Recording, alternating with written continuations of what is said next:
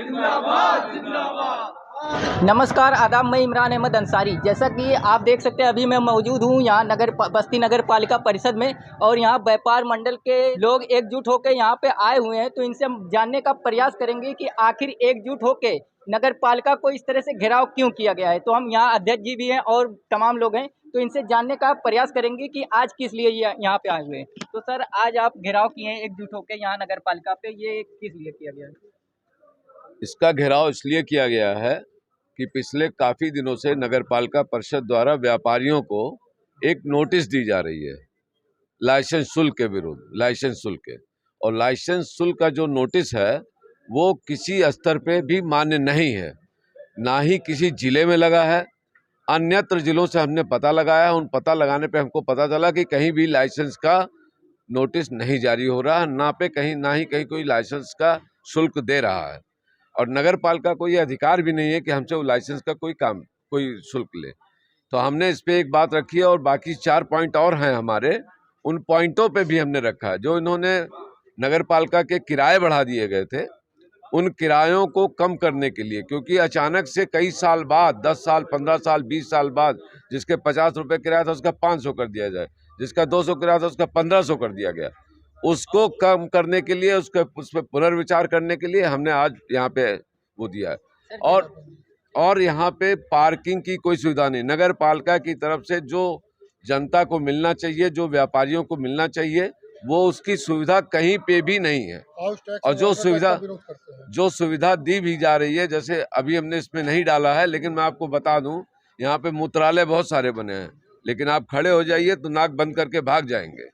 ये सुविधा कौन देगा? इनको देना पड़ेगा। इसकी सफाई कौन कराएगा? इनको करानी पड़ेगी। तीसरी चीज एक और है, यहाँ पे जो हाउस टैक्स, वाटर टैक्स सारे लोग देते हैं, और उसका उन्होंने हाउस टैक्स, वाटर टैक्स को बहुत ज्यादा 2021 में बढ़ाया, पास किया 2021 में, और लागू करेंगे 2017 से। क्यों लागू करेंगे? हमने उस पर दिया है, और वो 2021 में जो लागू किया गया है उस पर भी पुनर्विचार करने की बात कही है। सर, अभी आपने कहा था कुछ टाइम भी दिए हैं आपकी, टाइम के हिसाब से अगर जो आपकी मांग नहीं पूरी होगी तो उसके बाद आप क्या करने के लिए? देखिए, 15 दिन का हमने टाइम दिया है, और 15 दिन के टाइम के बाद अगर इनके पास से हमको कोई समुचित जवाब नहीं मिलता है, या समुचित हमको उसका वो नहीं मिलता है, तो मैं अगला कार्यक्रम 15 दिन बाद तय करूंगा और आपको बताऊंगा। सर, आप क्या कहना चाहते हैं? आप एकजुट होकर यहाँ पे तमाम लोग आए हैं, तो इसके बारे में क्या कहना चाहते हैं? आज हम लोग वर्तमान अध्यक्ष को ज्ञापन देने आए हुए थे। व्यापार मंडल के हम लोग हैं, और इस नगर पालिका में जो जास्ती की जा रही है व्यापारियों के साथ, उस जास्ती के खिलाफ हमने ज्ञापन दिया है, और इनको 15 दिन का हमने समय दिया है। यदि 15 दिन में इन्होंने अपनी चाल में सुधार नहीं किया तो हम यहाँ पे धरने पे बैठेंगे। आज बस्ती उद्योग व्यापार प्रतिनिधि मंडल नगर पालिका को घेराव किया है। क्या ऐसा मामला था कि बस्ती उद्योग व्यापार मंडल की टीम पूरी घेराव कर दिया? आज उद्योग व्यापार मंडल द्वारा सभी हमारे पदाधिकारी और जो भी सदस्य हैं उन लोगों ने नगर पालिका परिषद बस्ती आकर के ज्ञापन देने का काम किया है, जिसमें उन्होंने मांग किया है कि जो हमारे एक लाइसेंस है जो कि प्रदेश सरकार द्वारा जारी किया गया है। प्रदेश सरकार ने कहा कि सारे जितने भी दुकानदार हैं उनका एक लाइसेंस नगर पालिका परिषद में बस्ती बनना चाहिए। तो उसी आधार पर हम लोगों ने लाइसेंस बनाने का शुरुआत, जो कि प्रदेश सरकार का है, शासनादेश है, तो उससे अनुपालन में यहाँ पर लोगों के पास नोटिस जा रही हैं, जिसके खिलाफ आज आप लोगों ने आए थे। साथ ही साथ दुकान के किराए पिछले कार्यकाल में बढ़ाए गए थे, उनको घटाने की मांग की गई है। कुछ पार्किंग की व्यवस्था करने की मांग की गई है। जैसे 5 सूत्री मांगे हैं, उसको हम लोग विचार करके और जल्द से जल्द जो भी दिक्कतें हैं, क्योंकि व्यापारी हम लोग कहीं दूर नहीं, हमारे परिवार के हैं, हमारे घर के, हमारे बस्ती नगर पालिका के वासी सभी लोग हैं, तो उन्होंने हम लोग को पूर्ण मदद किया है, तो निश्चित हम लोग भी उनकी भरपूर मदद करने का काम करेंगे।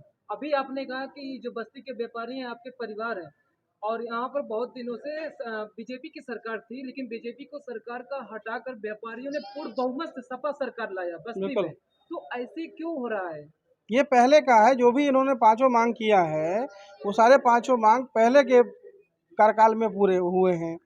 वो अब हम लोगों को ज्ञापन दिया है कि आप लोग आए हैं तो हम लोग इसको हटाने का काम करें। तो हम लोग इस पर बोर्ड की बैठक होगी, ऐसे हम लोग नहीं कर सकते। पूरे नगर पालिका बोर्ड होती है, बोर्ड की बैठक होती है, बोर्ड में पास करा करके जो भी इनके मुद्दे हैं उनको सॉल्व कराया जाएगा। क्या मांगे थे इसमें जो आपको ज्ञापन दिए अध्यक्ष जी ने? क्या जिसमें पहला मांग उनका ये है कि जो लाइसेंस बनना है प्रदेश सरकार द्वारा, जो हमारे प्रदेश सरकार का आया हुआ शासनादेश कि सारे व्यापारियों का लाइसेंस बनाया जाए, पहली मांग है। तो जो प्रदेश सरकार की शासन का हो, शासन को तो जो भी बात आएगी तो उसको हम लोग को बनाना ही है, मानना है। कोई भी सरकार जो आदेश करेगी तो उसको चाहे नगरपालिका हो, चाहे जिलाधिकारी हो, चाहे कमिश्नर, उनको काम करना ही करना है। तो लाइसेंस बनाने का प्रदेश सरकार से आया है। इन लोगों को ये लग रहा था कि नगरपालिका इस लाइसेंस को बना रही है अपने स्तर पे, लेकिन ऐसा नहीं है, प्रदेश सरकार द्वारा है।